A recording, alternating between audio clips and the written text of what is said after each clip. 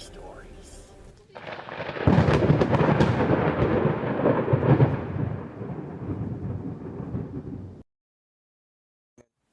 I used to work at a large department store known for not paying its employees basic minimum wage. I worked in the clothing section with varying hours.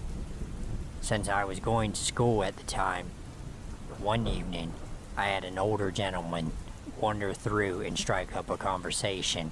It wasn't unusual to have chatty customers, so I wasn't worried and talked with him as I was working. I wandered around the department and he stayed still, telling me all sorts of things, how people mistake him for Latino, but he's Portuguese, how he hates the term Latino because no one actually speaks Latin, how he actually works up north for a couple of hours as some kind of doctor, but comes down fairly often for presentations and meetings. He wasn't out of the ordinary, but definitely seemed more like a lonely man who wanted company more than anything. Fast forward maybe 6 months, and he's come in a handful of times since the initial visit, but never overstepped many boundaries until I found out he was asking about me. Not terrible in and of itself if he's looking for a friend to say hi to, except he came in and asked every single employee he could find for me. Luckily one time I was stuck in the back the whole day, so never ventured onto the sales floor, and the other 2 days I wasn't working. I had multiple people tell me some old dude was looking for you. I also learned he spent several hours in the store just wandering. Fast forward a month or two more, and I got stuck checking customers out at a register. They do it on purpose. Cashiers get paid more, so they take sales associates like me and train us on the cash register, so they pull us off the sales floor whenever it gets crowded at the registers. Instead of paying for another cashier shift, he happens to come in that day, sees me at the register, and waits in line. If anyone has been to any grocery store ever, you'll know that the line gets long. Every single customer in front of him had full shopping carts of items, but he patiently waited. At this point, I was weirded out because he kept asking about me and repeatedly coming in to the store, so I was weary and kept an eye on him. When it's finally his turn, he walks up, thrusts a picked package in my hand, smiles and walks off. I was so surprised I didn't react quickly enough to reject the gift.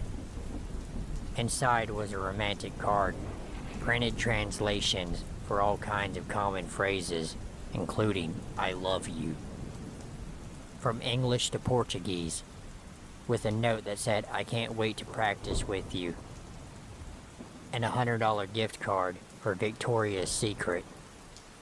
I went to the manager and told her what happened.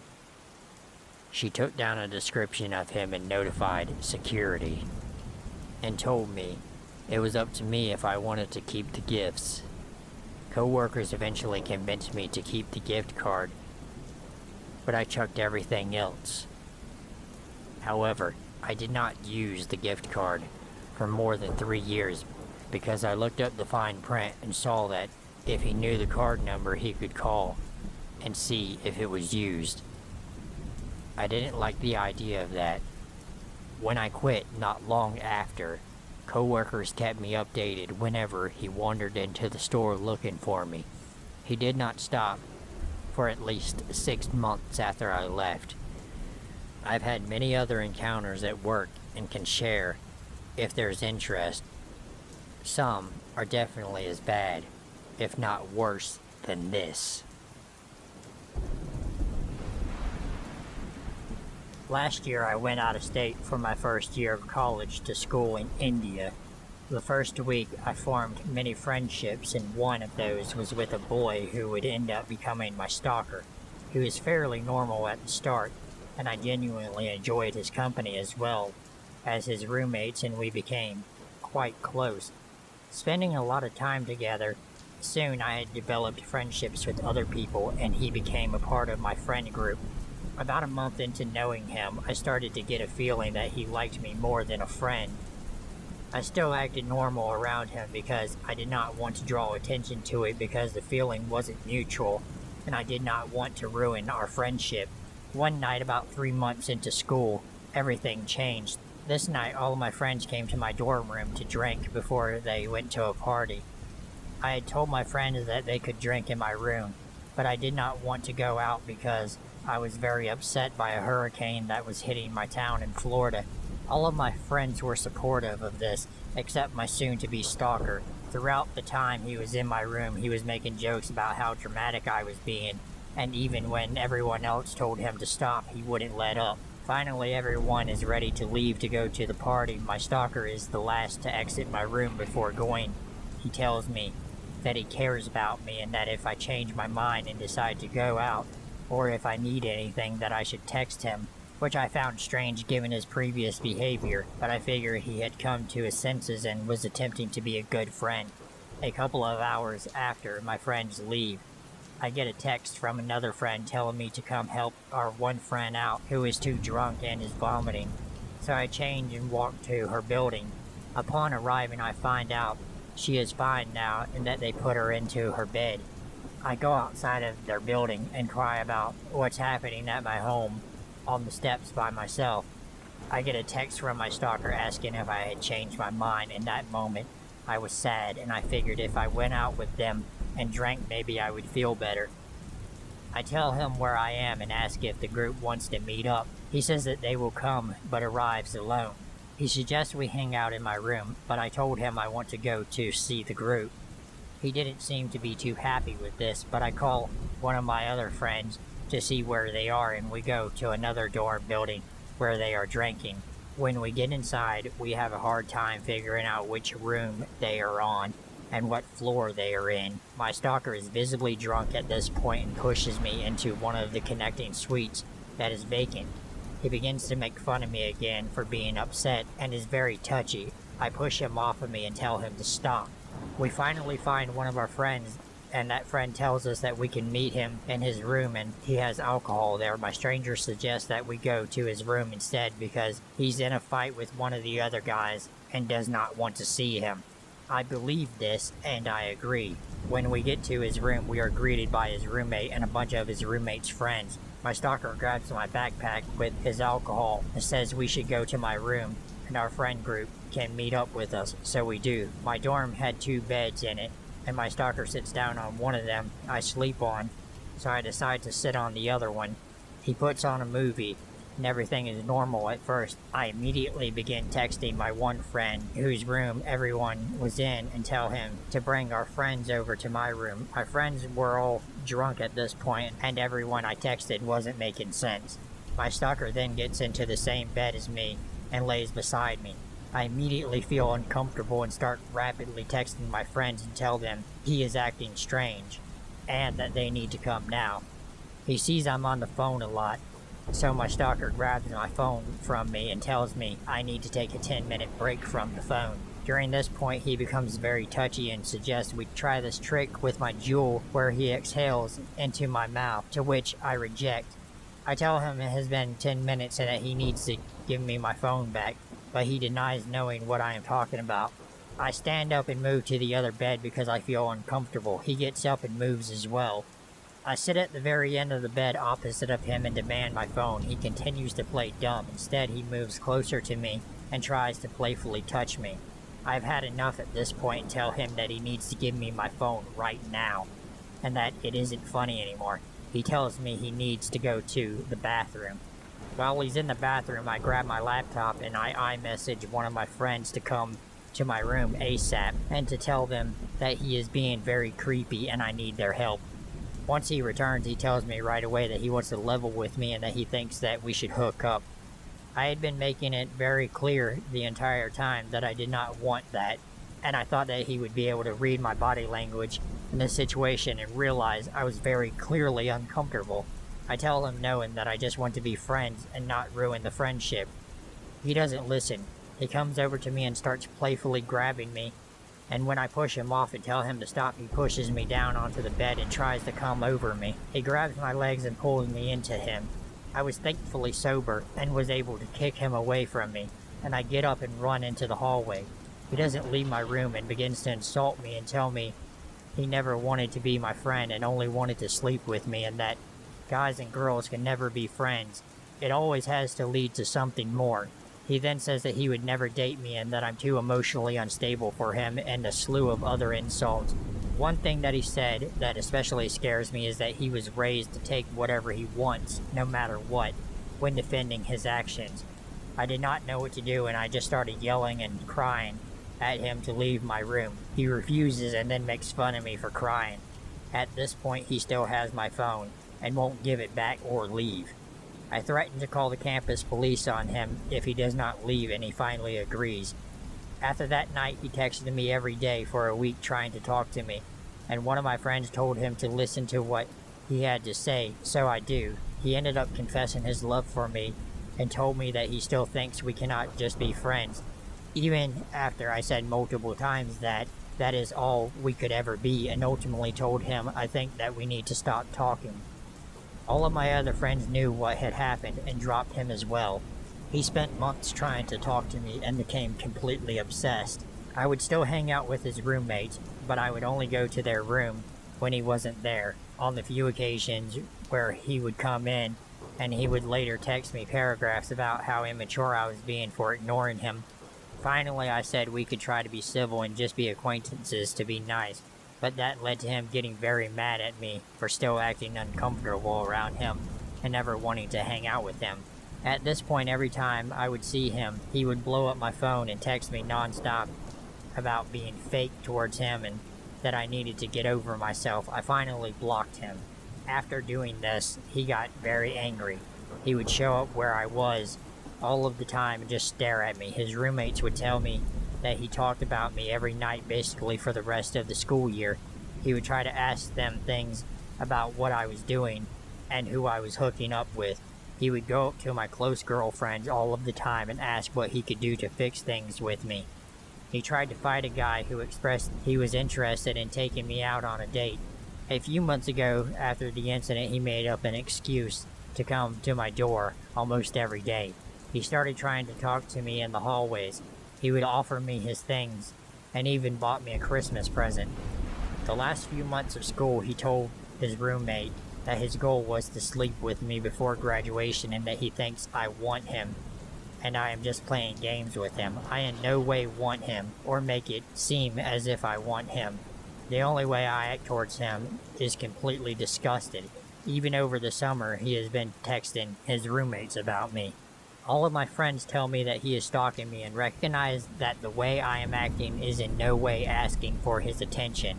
I go back to school in the middle of August, and he will be there. He will be living in a frat next year, so I don't have to worry about him being on my floor, but he still worries me. I think something is very wrong with him emotionally or mentally, and not just because of the way he's acted towards me, just in general. I don't want anything to happen to myself or anyone else, and I think I should do something about it. Looking back on that night, I would say his behavior and the things he said were very rapey, and that the people who think if I want something I should take it no matter what are at a higher risk to sexually assault someone. So this happened when I was 9 years old during the summer. I grew up living with my parents and younger sisters, and our house was situated on a cul-de-sac. At the end of our cul-de-sac, there were a row of hedges with an opening at either end that led out to a huge field that had a tennis court, a playground, and a long pathway. This is relevant for later. Everybody that lived on our cul-de-sac knew each other pretty well. There were also a few kids my age, so I spent most of my free time playing outside on the grass with them. It's also worth noting that it was absolutely forbidden for any of us to venture out beyond the hedges without an adult. Because our parents would not be able to see us from their houses. So one late afternoon, there were 5 of us sat on the grass chatting. It was pretty rare for someone that didn't live on the cul-de-sac to pass through, so it caught my eye when I saw a man making his way hurriedly along the pathway closest to my house. He had a scowl on his face and stared directly at us the entire time he was walking past. There was just complete silence between us until we walked through the hedge opening, and I could tell by the other kids' faces they too felt uneasy about him. We then immediately asked each other if anybody knew or had seen him before. None of us had. It was quickly forgotten about, and soon enough, each of our mothers had called us in for dinner. Around 10 minutes after we had finished dinner, I was in the kitchen helping my mom with the dishes. Our kitchen had a large window that faced out onto the grass outside, so I was taken aback when the same guy walked past again in the same hurried manner with the same scowl, this time staring directly into our kitchen. He had walked past. I gasped and told my mom that weird man was staring at us earlier. She looked up at him walking past, but didn't see anything until he immediately walked past in the opposite direction, again staring at us as he walked past. I yelled, "Mom!" and pointed straight at him. She saw him and ushered me out of the kitchen, saying something along the lines of, "Don't be silly. He's probably looking for someone." I went upstairs to get washed and ready for bed, the entire time feeling a bit freaked out by him. From then onward, I started spotting him at least weekly standing outside our local places, such as the post office, our local convenience store, etc. Each time I saw him, he was alone and not really ever doing much, just standing and looking around. I was always in my mom's car when I saw him, so I just ducked and kept out of his vision whenever I saw him. There were no more direct encounters, so I figured he was probably new to the area, and over time my nervousness of him lessened. Fast forward to winter. I was at school and playing on the playground during our lunch break. Towards the top end of the playground was a padlocked gate that was about 8 feet tall and about 4 feet wide. It was rarely ever used, so it caught my attention when my vision raced past the gate and I caught a shadow standing there. I did a double take, and it was the man. He was pressed right up against the gate with both hands leveled, with his head gripping the bars, staring straight at me. I freaked the hell out and started screaming and hysterically crying and made a run for it into the school building. One of the lunchtime supervisors, who also happened to live with her kids on our cul-de-sac, saw what had happened and took me straight into the nurse's office. The head teacher, along with a few other teachers, were called into the room and asked what had happened. I was too panicked to say anything outside of, "The man is out there." So the playground supervisor neighbor took over and explained to them. She said she had spotted him a few times on our cul-de-sac and had a bad feeling about him and had told her kids not to talk to him. The teacher went to another room to look at the footage of the security camera placed on the side gate. After a while, they came back to the nurse's office and decided to call my parents and the police. The decision was made for my parents to pick me up from school early so the police can come to our house and take a statement, and because I was a hyperventilating wreck. On the car journey home, my mom told me that the teachers had said the camera footage showed him standing at the gate and then sprinting away, which they figured was because I started screaming and crying. She said it was a good thing because I scared him away, but I was bright for my age, and I knew she was saying that only to comfort me. We meet the 2 police officers at our house, 1 female officer, 1 male officer. They are very friendly and make me feel at ease. Whilst they are asking me all of the relevant questions, they then asked me to describe what he looked like. But being so young, I could only say that he was white, tall, with short brown hair. They pressed for more information, such as tattoos. The only thing that come to mind that he looked like Dan Sullivan from Easterners. This was met with instant laughter from both police officers and my parents, with the female officer commenting, "Wow, he must be quite good looking." As soon as she said this, my heart sank. After a while, the police had wrapped up the statement and told us to notify them to any more occurrences with this man. I was grateful for their help, but I could not help but feel like I wasn't being taken seriously by the adults.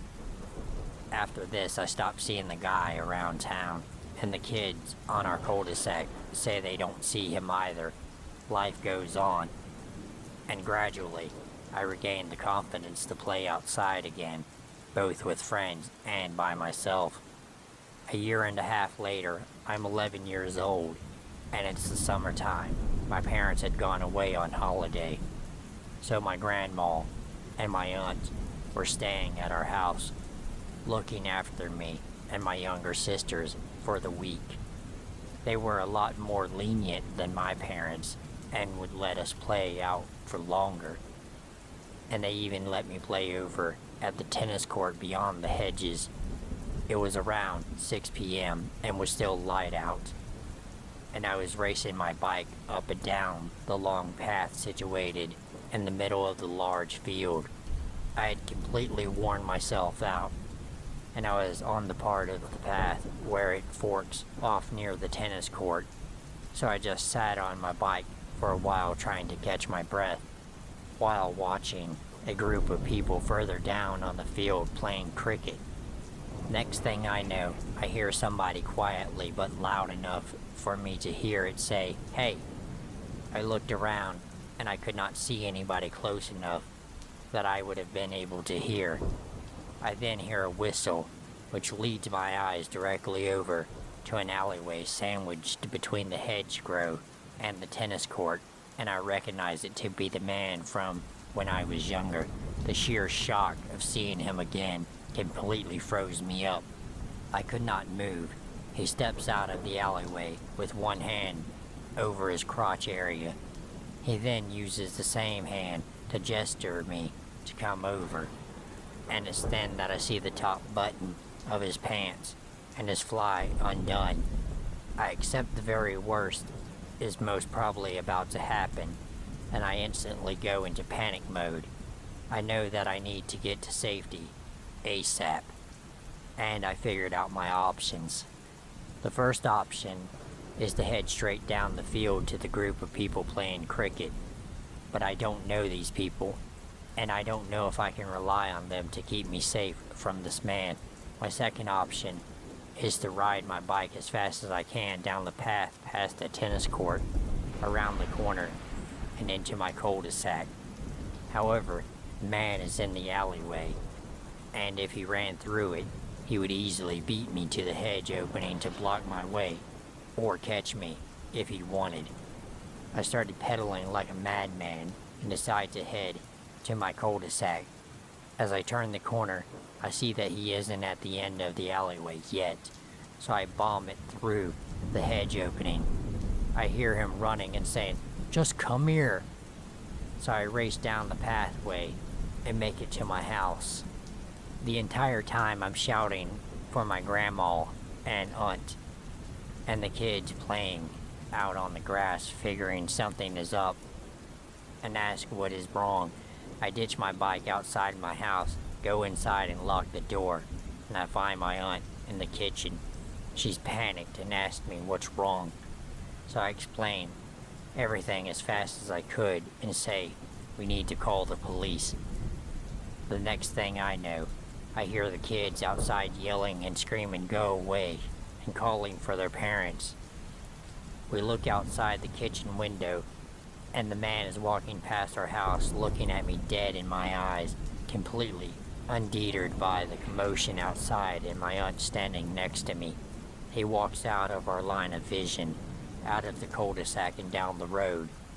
My aunt tells me to quickly come with her in her car to follow him, so she can at least see if she can follow him to where he lives. I get in the car and sit in the passenger footwell, out of sight. After about 4 minutes of driving, she brakes and asks, "Is that him?" I poke my head up. We are literally outside of one of my best friend's houses. He's standing at an old beaten-up telephone booth that hasn't worked all the time I've known it to be there. He's holding the phone to his ear, but it isn't saying or doing anything. To his right are 3 girls, a little older than I am, sat on a bench chatting away. Oblivious to the man stood silently at a public telephone that doesn't work.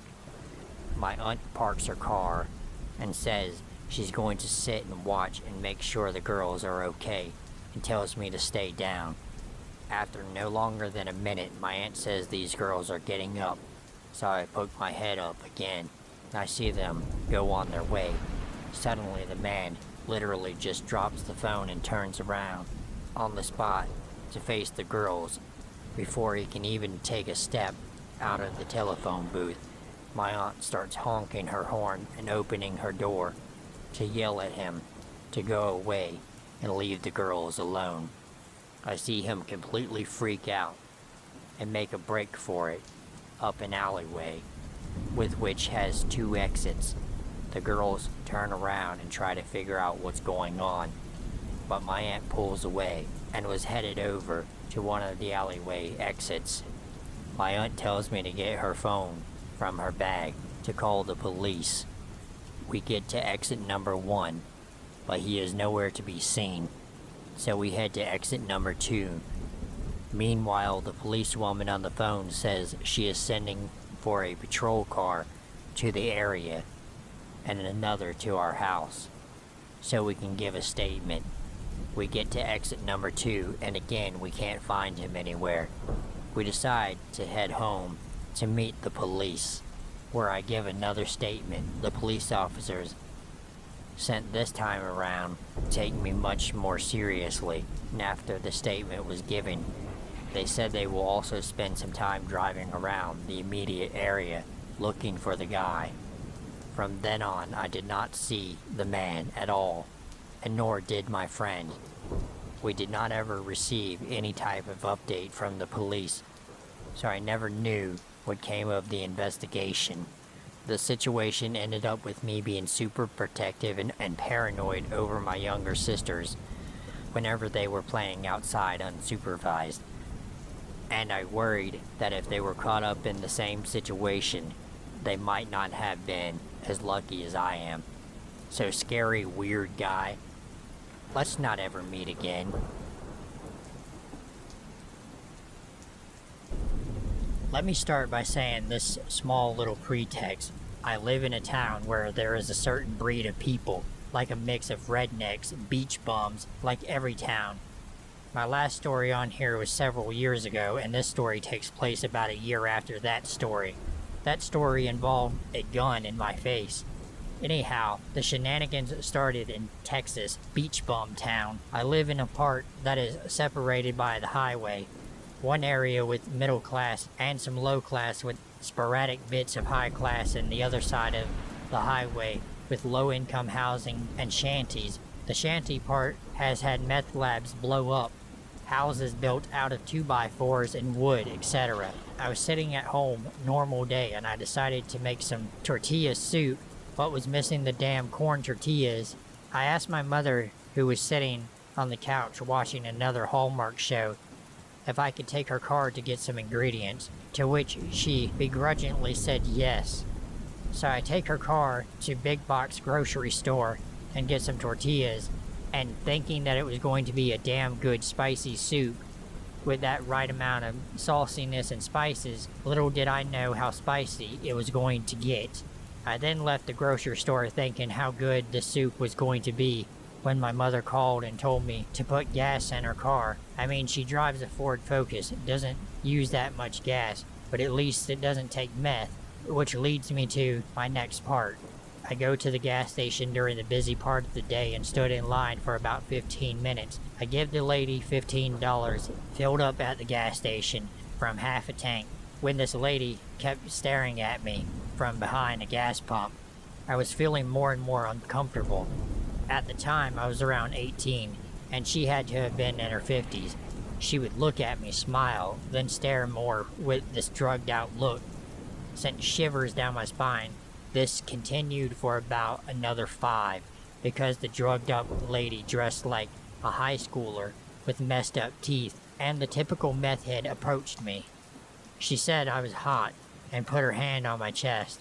I tried to back away from her, and was completely getting creeped out, and she would follow me around and wouldn't let me go to my car. I had to converse with her for about 15 minutes. I finally was able to distract her. Then I got into my car and drove home. Crazy meth up lady. In 2012, I was 12 years old. I got my first account on DeviantArt before I knew how to really draw. The only thing I knew how to do when it came to art was creepy pencil drawings with colored pencil etched into it. My first post was a drawing of a popular anime character with blue pigtails. So I drew a crappy rendition of this character, blissfully unaware that her skirt seemed to be too short in the drawing. Looking back, I was still at an immature age, so I didn't really think much of it at the time. Looking at the drawing now, it wasn't really that decent, but I didn't know that. Because I had drawn this, I saw a message on my submission where I uploaded it. In the comments of my drawing, there was someone who messaged me simply, "Hey, nice drawing," with the smiley face emoticon from the website. I was so excited, because it was my first ever comment on one of my art pieces. I then looked at my profile and realized that he had watched me as well. Then I was very excited and happy. I also had my very first watcher on my account. His username was Gluten in the title. I don't remember the exact details of his name. He favorited my drawing, and I replied to his comment by simply saying, "Thanks." Here's where things got a bit weird for me. He replied, "You're welcome," like common courtesy on the website, but then followed the comment up with, "I really like how short you made the girl's skirt." Keep in mind I was only 12. I had no idea what he meant in that context, so I replied with, "It's a statement for anime girls to have short skirts," or something along those lines. He replied, "Oh, of course. Yours is my favorite." Okay, a bit of a strange reply. Before replying to him back, I dug a bit deeper into his profile, wondering if I should be nice to favorite him back. His profile stated that he was 21 years old. Yes, the site lets you display your exact age on the top front page. And it was the same for me. I legitimately put that I was 12. Did he realize how young I actually was for him to not be saying that? But like an oblivious 12-year-old, your brain doesn't quite piece things together, and you go along with whatever may cross your mind. So I friended this creepy man back. I don't remember the conversation after that, only that we kept it friendly and moved on. I would occasionally post more pictures, but he would comment only on a few of them, and usually he was nice. But then there was always some weird comment like, "I wonder how long she can sit on that. If I had the character in a certain pose," or "Can I get to taste her? Please, XD." And again, I would pay no mind to these comments because my watchers were building up to see my work, and I rarely replied to the man again. I did, however, go on his profile again after he commented something and found pictures of this elephant cartoon that I forgot the name of. He seemed to love this elephant cartoon that he was obsessed with. And everywhere on his profile, I saw this cartoon and fan art of it. Then I looked more into his gallery, and there was a lot of these gray pieces with the minus sign on them, indicating that it was a not safe for work 18 plus artwork. I didn't know this at the time either, so I tried pressing on it, wondering why it was grayed out. There then was a message that said, mature artwork, must be 18 or older to view. I remember frowning at this, thinking that it wasn't fair for me to not see it. I wish I could tell you I never saw it to this day and didn't let curiosity get the better of me, but I'd be very wrong. I made a second account claiming I was 18 just to see what type of art this guy drew because my mind was curious enough to see it. How I regretted that. He had fan art drawings relating to or hinting at illegal underage porn.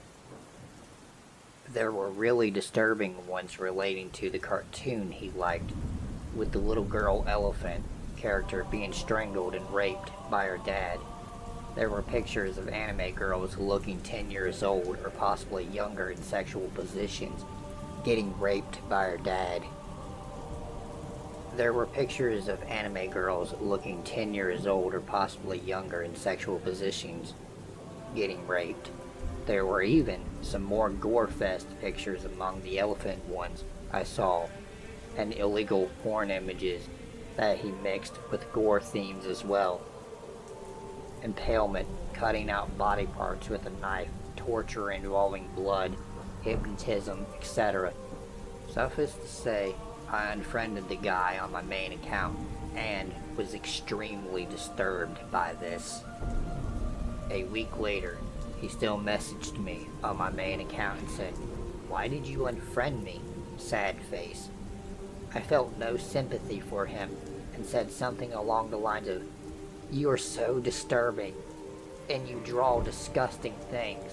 He said something to the effect of, "LOL, so are you. Let people have their own opinions, sweetheart."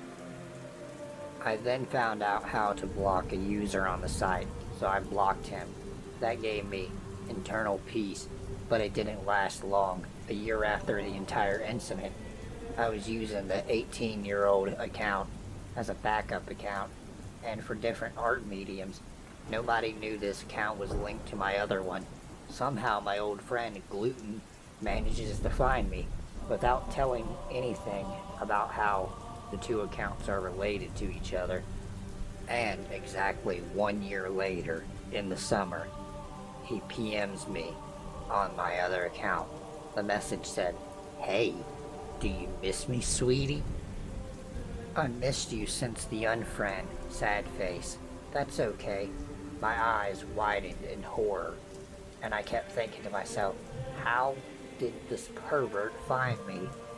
He must have been really experienced in computer tech or hacking, because I have no idea how that possibly could have happened, let alone a year later. I replied to him saying, "I unfriended you because you drew illegal things, and you should be banned from this website." What followed next was him trying to creepily get under my skin by role-playing with me.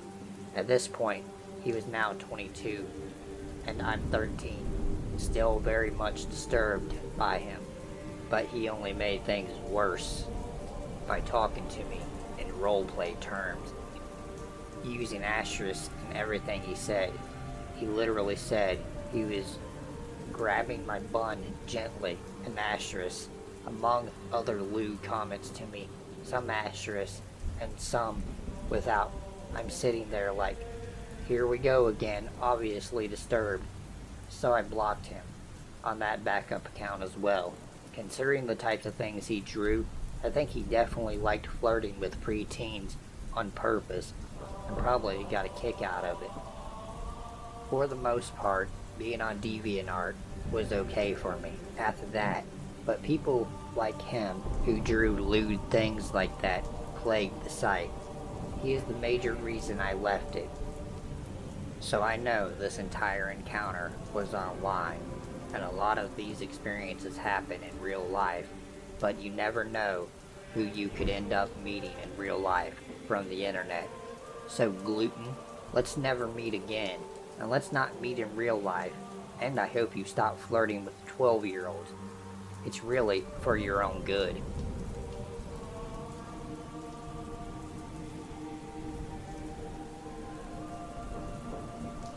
I'll preface all of this by saying there were various rumors concerning this particular neighbor, namely rumors that he was a pedophile who preyed upon young girls.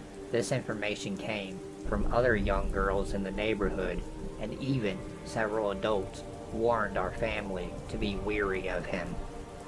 Now on to my experience. When I was in the 7th grade, I had an obsession over having privacy. Bear with me for context's sake. This was mostly due to the fact that my parents had taken away my bedroom door and would constantly look over my shoulder to look at whatever was on my phone. To combat this, I developed a habit of sitting in my mom's car so I could have time to myself without worry. This wasn't so great in the summer, no AC, but my stubbornness prevailed.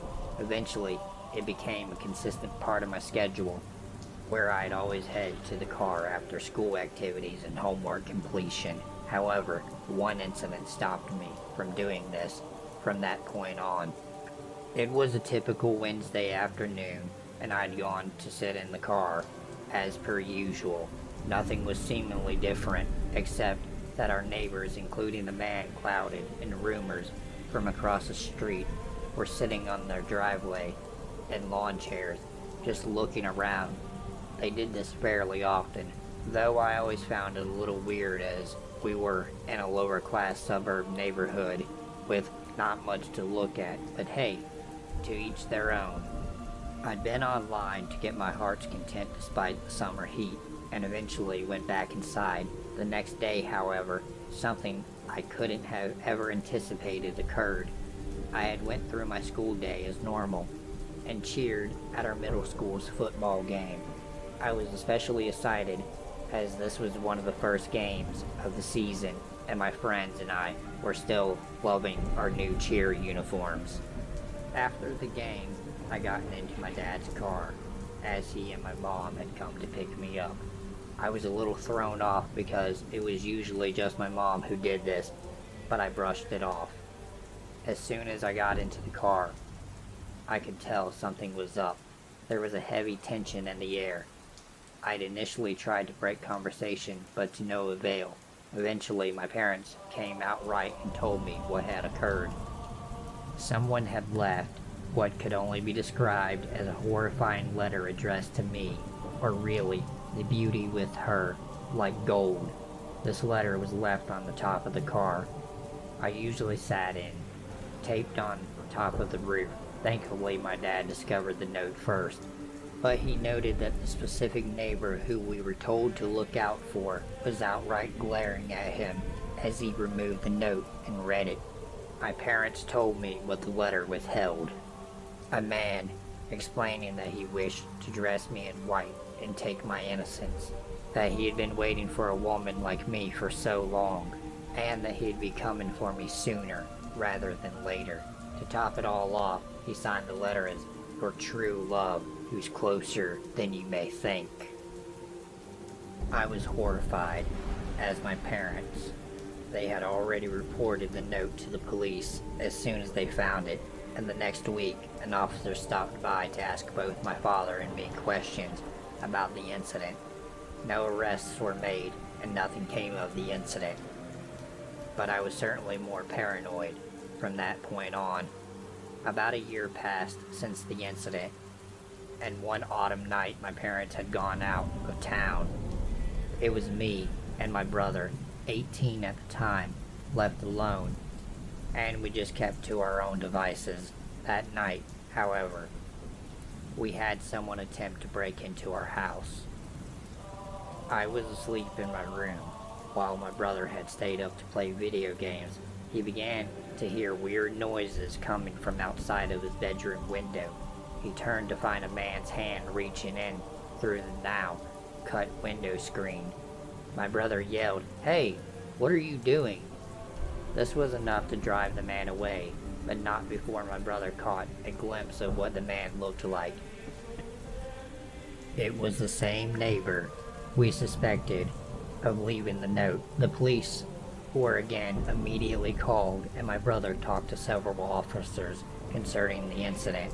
I suppose there wasn't enough evidence to press charges, because once again, nothing came of it. We remained living there for another 3 years until we eventually moved, and I feel a great weight lifted off of my chest because of it. In my gut, I feel as though something terrible could have happened to me or my family as a result of these incidents. I also can't help but think that the two incidents were connected in some way, or by someone. So to the man who was looking to take advantage of me, who is believed to be one and the same with a potential break-in, let's not meet again.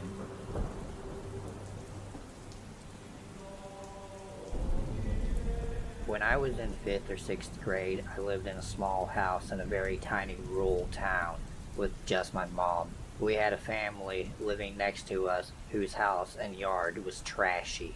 I mean, broken down cars and piles of garbage, weeds taller than your knees, dogs chained up everywhere, house was falling apart. You get the picture. The household consisted of a middle-aged woman who looked pretty average besides the fact that she always looked tired and run down, a middle-aged man who had long matted hair, a scared face, wore dirty disheveled clothing and walked with a cane, and a young, well-dressed man, clean-cut, who was in his late teens or early 20s. They always had tons of visitors, mostly the run-down, dirty, disheveled kind of visiting their house at all hours. At that age, I didn't think much of it, but now I guess they probably had some involvement with drugs. My house was just a tiny little place that was a bit old. My mom was working on fixing it up, and at the time, our back door didn't lock. It didn't strike me as a problem since the town was small and no one really locked their doors. I always came home after school by myself. My mom was a single mom, and I didn't have any siblings. I'd been coming home by myself for a year before we moved into this house, so it was nothing new to me. My mom asked to call when I got home from school, do homework and chores, and not go out until she came home. Easy enough. I was a good kid who followed the rules. So after living there for a few months and things being fine, one day someone knocked on the back door when I was home alone. Assuming it was a family member, because no one else ever came over, I went to answer the door. That's when I saw that it was the dirty, disheveled, creepy man from next door. I stopped and turned to walk back to my bedroom without answering the door, because I was not supposed to answer it when I was home alone, unless it was someone in my family. Well, he saw me and knocked twice as hard, a frantic pounding. He went on like that for a few minutes, and while I was on the phone telling my mom about it, he stopped. About a half hour later, he started again. I didn't even get up to look. I just hid in my closet and called my mom again. She called my grandfather to come over from his house down the road and find out what the hell was going on. But by the time he got to my house, the neighbor had left again. That must have been Friday, because my mom was home the next day when he came back in the middle of the day. Her car at the mechanic, so it looked like she wasn't home. He started pounding on the door. I went to the door and saw it was him. I called to my mom, and he immediately left. She was tired of this entire thing because I would not stop worrying about it, and went out the door after him to ask him what he wanted. When she came back, she told me that he had found a kitten and wanted to know if I wanted it. How the fuck this didn't seem weird to her, I'll never know. I said yes, I did, and she told me that the next time he came over to accept the kitten and not worry about it anymore. She had a habit of claiming I was overreacting to basically everything despite being an otherwise amazing mom. So I listened to her. He came over again on a school day when I was home alone. I answered the door and accepted the kitten. I said thanks and went to close the door. But he stuck his cane in the way of the door so that it wouldn't close. When I looked at him shocked, he said he noticed our lock was broken, and he said that he could fix it for us. I told him I'd ask my mom, and he left. Being a kid, I forgot to mention it to her. He came back a few days later when I was again home from school alone, knocked, and when I didn't come to the door, he came in the house. I recognized the limping thump of his walk and hid myself in my closet in my bedroom because by this point I had been getting a scary vibe from him for a while. And despite my mother telling me everything was fine, I was plain scared of this man. He thumped around a bit, never calling out to see if anyone was home, and apparently finding nothing, he left. It was at that point that I called my mom at work yet again, hysterical. She decided to fix the door because I was clearly panicked. He never came over again. I have no idea why. He just didn't. We moved again a year later, and I tried not to think about it too much, though I would occasionally see him walking around town. Apparently at some point, while I was in college, they cleaned up their yard. He got a haircut, and they somehow managed to become foster parents. Not long after, I saw a picture of him in the local newspaper on Facebook.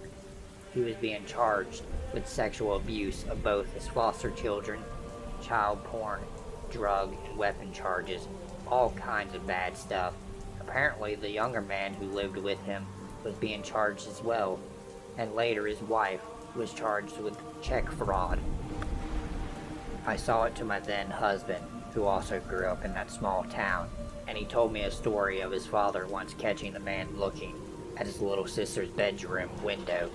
His dad apparently threatened him if he was ever caught on their property again. So pedo neighbor from my childhood, let's not meet again, please.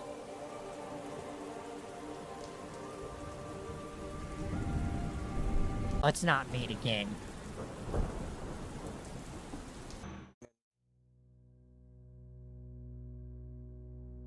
Back in 2013, I was living with my ex at the time, who lived near a country village, and as I was between jobs at the time, I picked up a job at a local garden center. It was casual retail work, fairly decent pay, and easygoing enough that I could take coffee breaks frequently and basically wear whatever I liked as long as I wore my work polo shirt.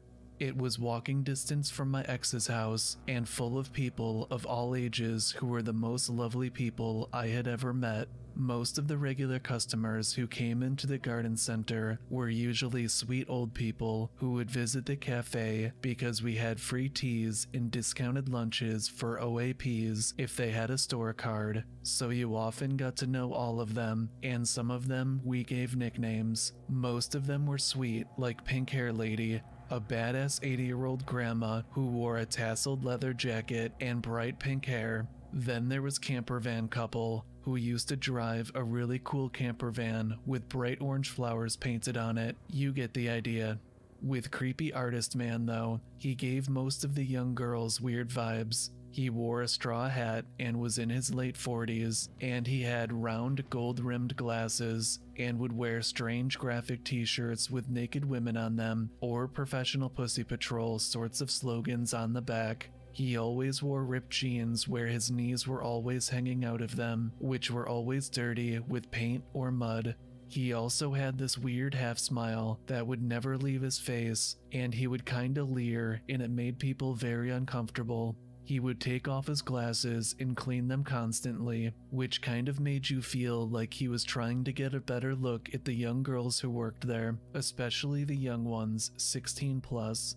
Anyway, it was a roasting hot summer day, and I had gratefully accepted the job of watering the hanging baskets outside. I was wearing black shorts with my red polo and my tool belt to prune and deadhead plants as I went along. With the hose in my hand and sunnies on my face, I was busy but enjoying the solidarity in the quietest part of the garden center. Why, hello there. Out of practically nowhere, he slipped out behind some wooden trestles and looked me up and down, smiling with his weird, too small teeth. His eyes lingered on me for what felt like an uncomfortable few seconds as I turned off my hose and asked him if he needed anything.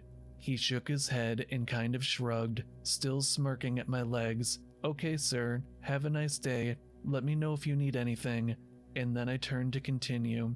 I've never seen you here before. Are you a new one? Huh? Me? Well, I've been here for about 8 months now. I must have missed the memo that a beauty like you started. You have a nice tan, and you look young. Thanks. I'm 23. I have to get back to work. It was nice to meet you, Casey Cat Lady.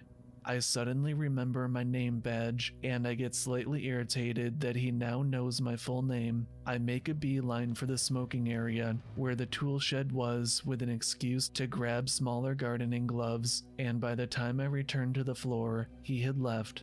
As the weeks went on, he would come to the store regularly, usually mid-afternoon, coincidentally, or so I thought, at around the time I started my shift. Most of the time, I was the only cashier, so I would have to serve him. He would buy the most small, pointless things, like wire or tiny bags of birdseed. It seemed like he would purposely make a purchase with the intention of interacting with me. He would make comments about my appearance. You have your hair different today. Yesterday you had it down. You have new glasses. He would always announce my name loudly and deliberately during every interaction. I felt uncomfortable, but I was 23 and polite, so I shrugged it off. Around Christmas time, I was decorating the artificial trees, and he cornered me in the forest area in the back of the store. He jumped out from behind one of the trees and made me jump, to which I was kind of pissed about because I ended up dropping a glass ornament and it smashed. He bent down and also tried to help. He grabbed my wrist and told me not to touch the glass. His grip was scarily tight and forceful, and his hands were clammy and gross.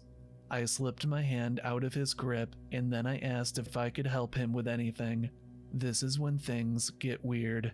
He pulled a leaflet from his back pocket out, and he told me he was an artist, and he had a Christmas art show coming up in a local church, and he wanted me to go with him. He told me that he was a painter, and he thought that I would like his work, which I never indicated to him that I was interested in art, or to anyone else for that matter, which is why I thought it was strange. I asked him if he wanted me to pin the leaflet to the local event board, and then he reached out and touched my arm and said, "No, the invitation is specifically for you." He pointed his finger and jabbed it into my breast, and he said, "You." I'm standing there in the dark corner, obscured from view by artificial Christmas trees, and just kind of concerned by this guy who had touched me. I cringed away and said, I was busy that night with my boyfriend, I'm sorry, and I kind of scampered off. I remember feeling really strange after that, the fact he grabbed my wrist and jabbed his finger into my chest in that way. I told a few of my colleagues about it, and they all told me they would warn me next time he was in the store, so I could maybe hang out in the storeroom until he was gone. Well, that memo must have missed a few of the temporary Christmas staff, because one day I get told by one, "Your friend is asking you by the tills." It wasn't unusual for my friends to stop by, as it's a fairly popular area for gifts, so I was thinking that it was maybe my ex's mom or something. I headed to the till, and there he was. He was holding a piece of paper. I cringe, but he had seen me by now, so I walked over and asked what he needed from me. He passed the piece of paper over to me, and I opened it. Folded up was a drawing of me, with exaggerated breasts and cartoon-like eyes, watering the hanging baskets in a kind of sexual position. I kind of stood there and said thank you, but I couldn't keep it because it was inappropriate to take gifts from customers. I handed it back to him, and he kind of looked at me with an angry stare. He turned around and walked out without another word. By this point, I had had enough. I knocked on my manager's door and told him about the whole scenario that just happened and all of the previous interactions I have had with him over the past year. He watched the CCTV and agreed that it was so strange the way he gave me those gross pictures, and he told me that he would take care of it if he came back.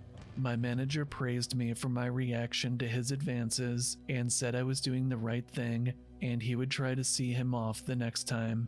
The next day was a Sunday and I was not due in at work. My boss calls me and tells me he just received a call from HQ stating that an anonymous caller had called in to report a staff member inappropriately coming on to them. The caller had said that I was inappropriate towards him while I was working and that I had offered sex with him and that I had led him on and I was being obviously promiscuous and that I had been pursuing him for over a year. The jerk even described a fictitious relationship we had and ranting loudly about how I had been cheating on my boyfriend before hanging up. HQ luckily didn't believe a word as my manager had already mentioned this guy to the higher-ups, but they did think it was wise to let me know about this crazy guy and suggest that I report it to the police. The next day, I did just that. The officer I spoke to said that he matched the description of a man who was a local pest, someone who oftenly harasses young girls in the local area. He also was known to stalk girls in his car, and he attempted to abduct a younger girl around 4 years ago. The police officers assured me that they would file a report and talk to him officially, and that he was not allowed at this garden center or anywhere near me ever again, and if he did, I was to call the police and he would be arrested. Unfortunately though, it didn't stop him from sending a ranting letter to my workplace addressed to me saying that he would end himself if I didn't take him back and receive the gift that he drew for me. Fortunately, the police saw this as unsolicited contact and he was thankfully arrested. So creepy artist guy, let's not meet ever again.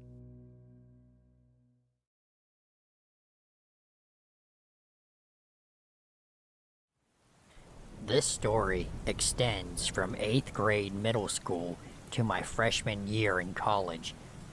I'm 24 years old now, so this must have began in 2008. I was raised in a Korean household with strong Christian beliefs.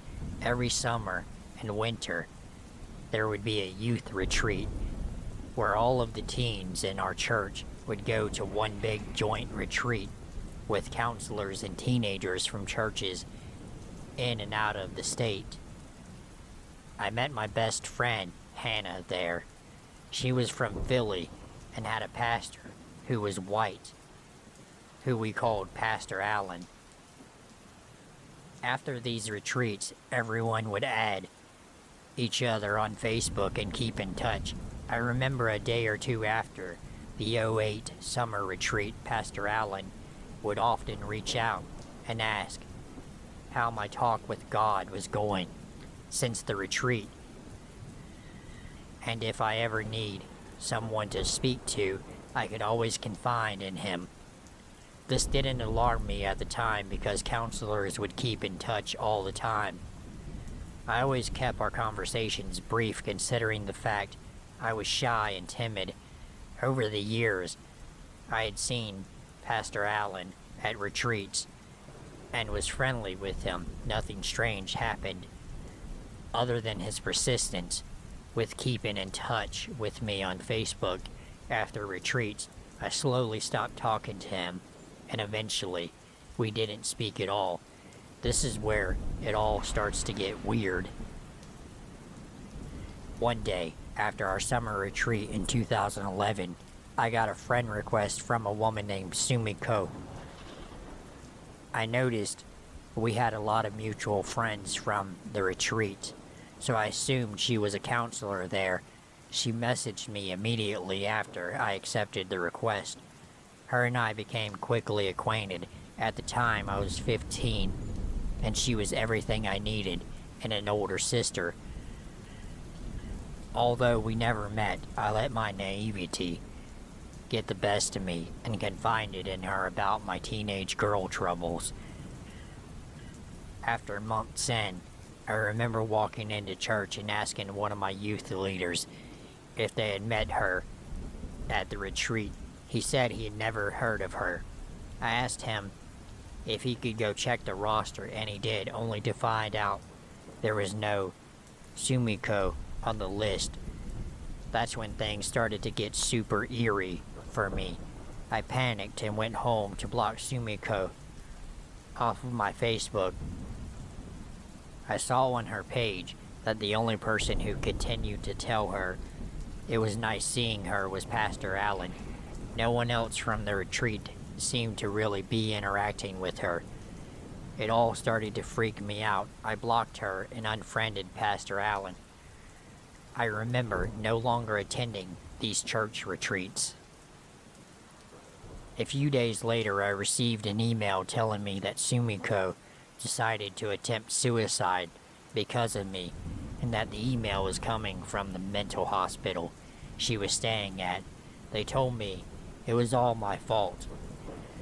I was a junior in high school under high amounts of stress from SATs, and I deleted the email because I just wanted to forget about it all and focus on studying. Shortly after, I started to receive really unfriendly anonymous messages on my Tumblr. They would tell me that I was going to burn in hell for eternity if I continued to stray from God. They continued all the way into my senior year in high school. I always deleted and ignored them, or I'd reply sarcastically and laugh at them with my friends. Eventually, the messages faded and I didn't hear much from them anymore. In 2012, I got accepted to a close-by Christian college and moved into my dorm. My dorm floor decided to have a little icebreaker meeting to help us get comfortable. I met another Korean girl and began talking about our similarities in our childhood being raised Korean with Christian parents. I opened up to her about the encounter with Pastor Allen, and midway through the story, I saw her face slowly dropping and getting pale. She told me she had a very similar encounter with a pastor she knew, and that he was also a white man working with the youth in an all-Korean church. I asked her where she was from, and she replied with the same state that Pastor Allen was from. She then asked me if the name of the pastor was Pastor Allen. We had the same predator in our lives at the same age. I'm not sure where Pastor Allen is now, but I pray to God that he has not harmed any little Korean girls. It's absolutely disgusting.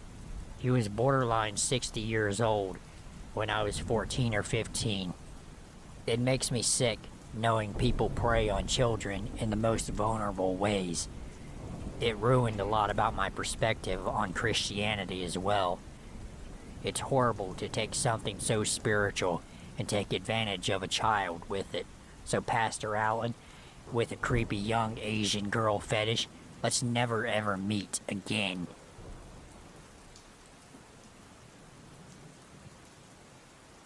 So this happened around a year ago. I was living in a large city in the UK, around a mile from the center. Although the area I lived in was nice, the city itself had a lot of crime. A teenage girl actually got stabbed to death on her way to school on a bus near my flat not long ago. I had just finished my university class and was waiting at the bus stop, and I'm helping a woman locate her bus on the timetable, and as I'm helping her, my bus pulls up and drives away. Just great. A man must have seen the whole thing happen, because he comes over to me and says something along the lines of, "Tough luck, that's annoying." And I reply, "Yeah, typical," or something like that. Normal small talk, trying to be polite to him. Shortly after, the next bus comes along. I get on, and so does the man that I was just talking to, which I found weird, as he could have gotten the earlier bus I missed. Whatever. I don't really think much of it, and I put my earphones in and continue on the 20-minute journey home. I get off the bus at a normal stop, and I'm walking along when suddenly I feel someone grab my shoulder. I flinch and instinctively push the hand away and look behind me. It's the man from before. I take my headphones out and he says, "Hey, beautiful, you got a man?"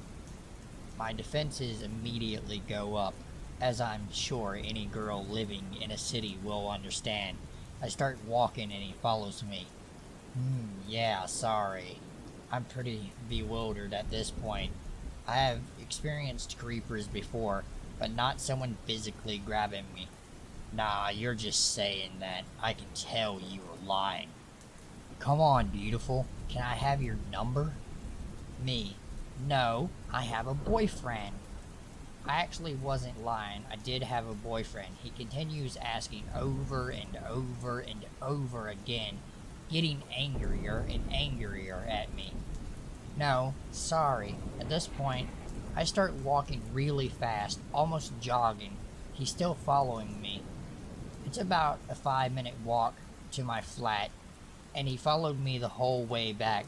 I honestly think at this point I'm going to get attacked, stabbed, I don't know what. I have never been in this situation before, probably due to the fact I'm a 5'11" girl. Even though I only weigh 130 pounds, I have been told I look intimidating due to my height. So I get to my flat and he's followed me all the way to the doors. Luckily I get in and I shut the fucking door before he follows me and goes up to my flat. Around 30 minutes later, I go out to the balcony and look down and he's still there. Contemplate calling the police, but instead I call for the concierge and they go out and I can hear them threatening to call the police if he doesn't leave. Thankfully he does. I spent the rest of my months living there worried he was going to show up, and luckily he did not. My stomach turned recently when I heard on the news that not 5 minutes from where I used to live, and this all took place, a girl was walking home late at night and she got raped. She flagged a car down for help and got raped again by a different guy. I can't imagine the horror this poor girl went through. To any girls reading this, honestly, look into getting self-defense classes or something, especially if you live in a city. I'd really love to have karate chopped the guy in the dick, but seriously, I was lucky, and it could have ended a lot worse. I have no idea what this guy's intentions were. I don't know if he just wanted my number or if he had something more sinister in mind. Be wary with who you speak. I find with men harassing women in the street, if you completely ignore them, more often than not they will stop. If they don't, or they are getting physical, a loud noise will startle them, so you can run away. Invest in a rape alarm. Also, don't feel like you have to answer a person who is talking to you just to be polite in a situation like this. You don't owe them politeness.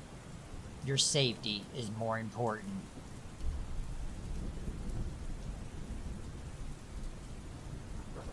This happened right before the quarantine hit where I live, a couple of days before Christmas in 2009. I was home from college visiting my family, 2 of my 3 younger brothers, mom, my mom's boyfriend, Brian, and my 3 dogs were all at home at the time. For context, my house has a separate garage from the rest of the house that we converted to a hangout room. The rest of the house has floor to ceiling windows, so you can see the backyard from nearly any room in the house. This occurred in broad daylight, likely around 2 p.m. I had just gotten home from lunch and I was FaceTiming with my now ex-boyfriend in my room when my mom and Brian came into my room asking me if one of my friends was in the garage. Slightly confused, I said no and asked why in the fuck would my friend be in the garage, and they immediately ran out and grabbed my brother and my dogs, corralling them into the front hallway.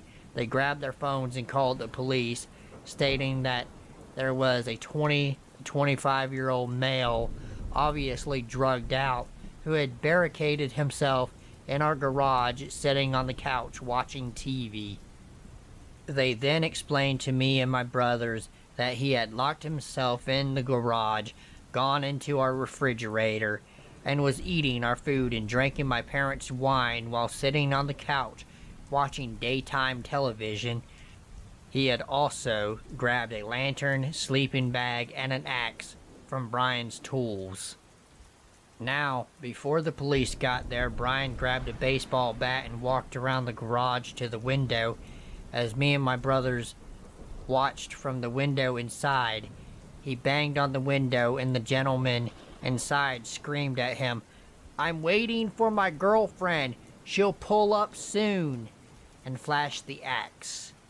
Finally, the police had arrived, and they had subdued our new friend. Not much happened after that, and the police took my parents' statement and swiftly left the man in our garage. My brothers and me were okay, and quickly updated the last brother on what he had missed when he came home. In the spirit of a 12-year-old boy, he was sad that he had missed such a wild event that had occurred in our sleeping suburb. A few weeks later, the police sent my mother the information about the case, particularly the gentleman's name. My mother, the apparent super sleuth, decided to research the last name and any public criminal records of the man in our garage. While the only charges she found for this man were a few drug misdemeanors, she did find something interesting about a relative. Now this man's last name is not common and also is hyphenated, so it is appropriate to assume relation between these individuals. Apparently, the man in our garage, his father or relative, had killed a few people in a convenience store in order to celebrate his 21st birthday. Now, I know that nobody is exactly their parents or relatives, but this man was in his 20s when he broke into our garage. So it worries me that there could be some undiagnosed mental health issues in his family, and this man was clearly unstable.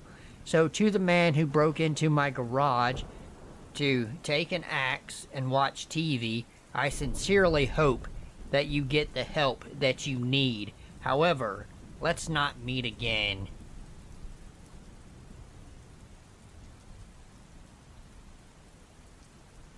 I was probably around 16 when this happened, and I was kind of a rebellious kid.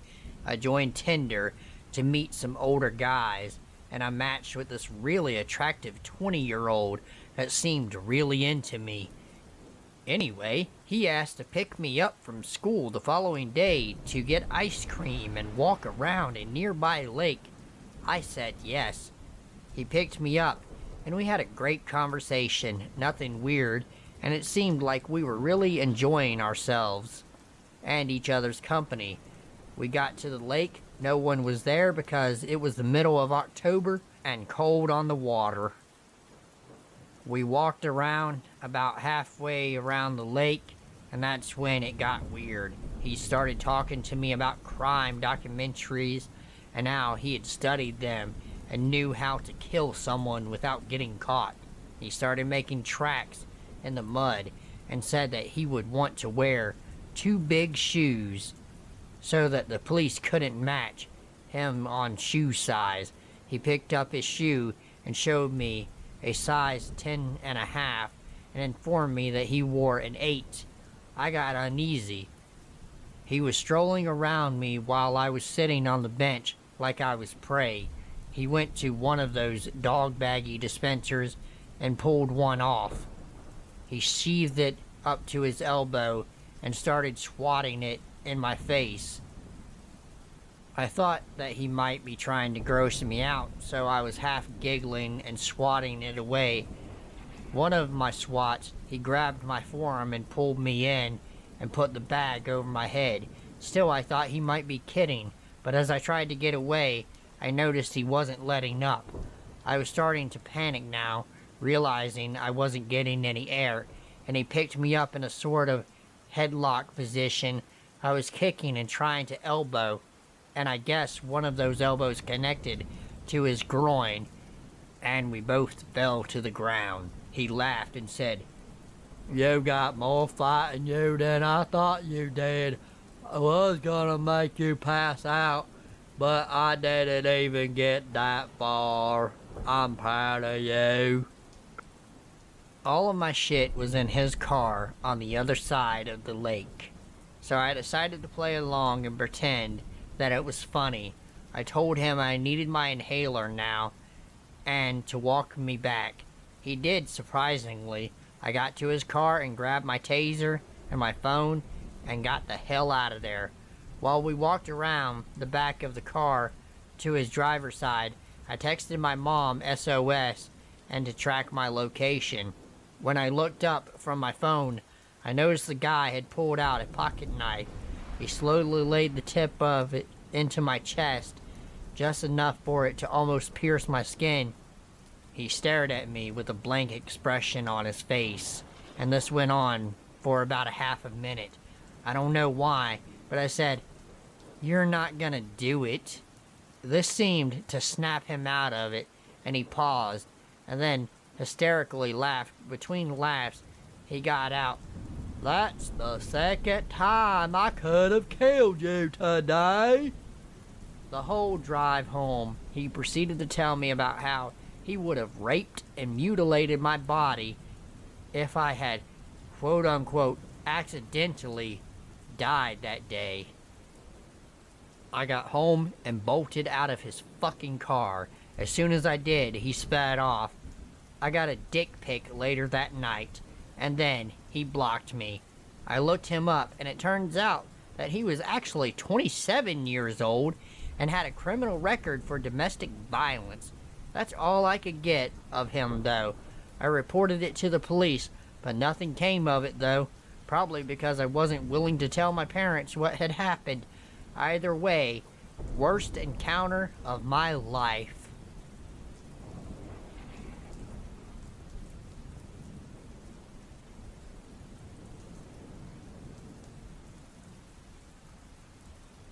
I used to live in a real rough area. I'm talking a super low-income apartment complex in southeastern Tennessee that had been raided by the Drug Task Force and cleared out multiple times in the past. The apartment complex was pretty spread out, with a lot of roads linking them all together. This place was almost like a small village, I guess, because most people in the complex would wander around outside or sit outside their apartment, and they would just socialize or do shady shit. A lot of small meth labs, dealers, and that sort of thing. They didn't tend to have a lot of problems because of a former addict myself. I didn't tend to be the snitching or moralizing sort. As long as whatever fuckery you were up to didn't impact or involve me, I didn't really give a fuck, as long as nobody was getting actively harmed. So that's who I was. The quiet gay guy who lived with his boyfriend and 4 cats, who didn't fuck with anybody, but on the few incidents I'd be fucked with, I'd been known to not back down, so I wasn't often fucked with. People who also didn't tend to start shit with each other there, mostly just outsiders, and while I didn't make friends, I was at least a known member of the community as I lived there for about 2 years. I did not have the option to move out. I was poor as hell, and between me and my ex, I was the only one working. I was able to keep up with us and the cats fed and bills paid, but that was literally it, and sometimes I struggled to do that. At least the bills part. Can't say any of us ever went hungry, even if what we were eating was low-grade shit. I drove a shitty, old 2001 Jeep Grand Cherokee at the time. This vehicle was such a piece of shit that every time I got into it and turned the key, I'd pray to God, hoping that this wasn't the day that it finally stopped working. The vehicle had a ton of problems, some of which I managed to fix on my own, others not so much. That said, it was my lifeline, the only way I had to get to work. I'm not quite sure how this happened, but somehow word got around that I was trying to sell my Jeep. This was obviously not true because I needed the damn thing and knew it wasn't worth enough to sell in order to assure I could buy another vehicle. Nonetheless, I started having people approach me about it, offering me painfully low sums of money before I'd turned them away. I tried my damnedest to kill the for sale rumor, but it persisted up until the day I moved out of state and never looked back. So, one night, toward the end of my tenure at the complex after me and my ex had split and he moved out, I was alone and gaming on my PC. I believe I was playing Tekken. I heard a loud, frantic series of knocks at my front door. These apartments were small and shitty, so it was within visible eyesight of my bed in the bedroom, and this dude was knocking loudly. I get up, already stretched out because of the hour, and grabbed the knife I had and looked through the peephole. I could not really see anything because it was so dark, so I talked through the door. I asked who it was and what they wanted in a commanding, almost aggressive tone because I wasn't trying to look vulnerable. For reference, I'm just under 6 foot, around 220 pounds. I'm by no means small or weak. That said, I'm also not a one-man army or some kind of badass. I'm just as human as anyone else, and while I'm not one to run away from a fight, I'm also not the idiotic type to run towards them. I heard nothing at first, so I asked again. Nothing again. I stood there, trying to listen for a few minutes before returning to the bedroom, and a few minutes later, I heard the knocking start once again. This time, I went to my window to see if I could see anyone outside at all, and I saw several shadows lurking near my Jeep, parked just outside. Now at this point, I was worried that they were going to try to break into it or steal it, so this time I actually opened the door. Standing in the little alley thing in front of my door was a group of 3 individuals. I only recognized the one who was standing in front of the other 2. I'd seen him around the complex and knew he lived there. I'm still packing the knife, but I'm not brandishing it at this point. I asked again what he wants and what the hell these people are doing knocking on my door at 1 a.m. and lingering around my Jeep. He said he heard it was for sale and he wanted to buy it, offering me the pitiful amount of money he had on him. Legit, like $30 for it, and said him and his boys were just checking it out. I told him, look man, the Jeep isn't for sale. I don't know what the fuck you heard. And even if the Jeep was for sale, I wouldn't sell it to you for $30 fucking dollars. Now please, get the fuck off my property. After this, he gestured for his buddies to come over, and now I had 3 people standing shoulder to shoulder in the hallway leading up to my door, doing their best to intimidate me, before the guy asked in a real fucked up tone, "You sure about that, boy?" Before I said, "Yeah, the fuck I am." After which I revealed the knife and ejected the blade from the handle. This was a larger knife with full brass knuckle guards and spike at the bottom of them. Not your typical small pocket knife by any means. His response to this was to call me a pussy for bringing out a weapon, to which I responded something along the lines of, "Says the motherfucker who comes here 3 deep," to which he just laughed at me. The sight of the knife did not put him off at all. I guess he figured I'd be too scared to use it, and that they could rush me before I got the chance. When I saw them inching their way forward, I sprung into action and started wildly thrusting and slashing the blade around in their general direction with wild abandonment, showing I had zero issues with potentially killing or injuring all of them. I knew I was not likely to win a 3-on-1 fight, even with a knife.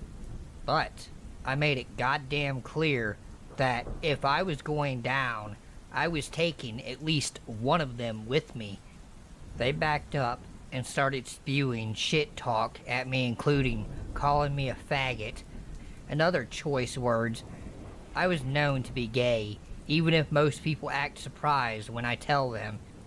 I kept moving towards them as they backed up, showing that at this point they either were going to leave or someone was going to get stabbed. By the time I got to the end of the hallway, to the lot where my Jeep was parked, I noticed 2 more people standing by the Jeep and internally swore at myself for just not going back inside. But I was in too deep now. At this point, I went all in and started yelling at the top of my lungs, acting like a bloodthirsty lunatic who was just out to hurt people in a similar manner to how people try to scare bears away. I was just trying to be as loud and as threatening as possible to really sell the idea that even if they took me out, at least one of them might end up dead as a result. And to be honest, I fully intended for it to go that way if the shit popped off. One of the guys by my Jeeps then brandished what looked to be a piece of wood at me as a threat, to which I responded, "Come at me with that stick and I'll slit your goddamn throat, you stupid motherfucker." I remember saying this very well because one of the other guys thought it was the funniest shit in the world and started laughing, not in a "you won't do it" sort of way, but in a manner that seemed like I was genuinely entertaining him. I was so hyped on adrenaline, my response to this was to slash at him, as he was one of the closer ones to me, at which he swore at me before running off, and all the rest followed suit. After this, I went back inside and stayed awake until sunrise to make sure that they did not come back, before finally falling asleep on the couch by the door so I could hear if anything else happened outside and hopefully wake up if it did. Nothing more happened, and the next day after, I saw the guy who initialized the standoff with me as I was getting home from work. He followed me up to my apartment where I parked and apologized for what had happened. He said he was high at the time and also drunk, so he was feeling extra stupid. I told him not to fucking do it again. He then quickly approached me and hugged me in this real bro sort of way. I went along with it and told him to have a nice day before going back inside and settling down. I had no more incidences with him and his buddies ever again after this.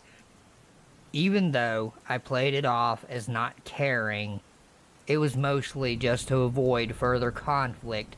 So, to the whacked out meth head and his friends who decided it was all in their best interest to intimidate me into selling my vehicle for $30, let's definitely not ever fucking meet again.